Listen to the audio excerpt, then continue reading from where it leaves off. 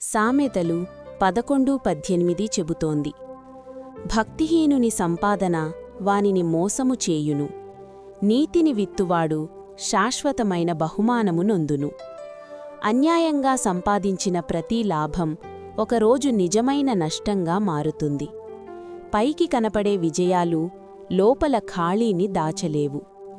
భక్తిహీనతతో కూడిన సంపాదన చివరికి మనసును మోసం చేస్తుంది, శాంతిని దోచుకుంటుంది, ఆత్మను ఖాళీగా చేస్తుంది.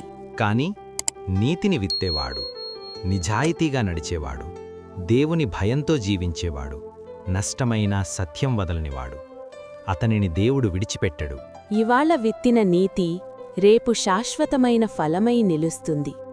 మనుషులివ్వని గౌరవాన్ని దేవుడు తన చేతులతో ఇస్తాడు. కాబట్టి నిర్ణయం తీసుకోండి.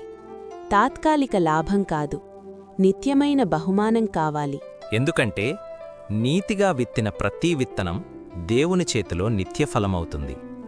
ఈరోజు మీరు నీతిని విత్తుతున్నట్లయితే దేవుడు మీకు సంపూర్ణమైన బహుమానమిచ్చునుగాక. ఆయన కృప మీ ఇంటిమీద నిలుచునుగాక. ఆయన ఆశీర్వాదం మీ జీవితమంతా నిండిపోవునుగాక. దేవుడు మిమ్మలను సమృద్ధిగా దీవించుగాక.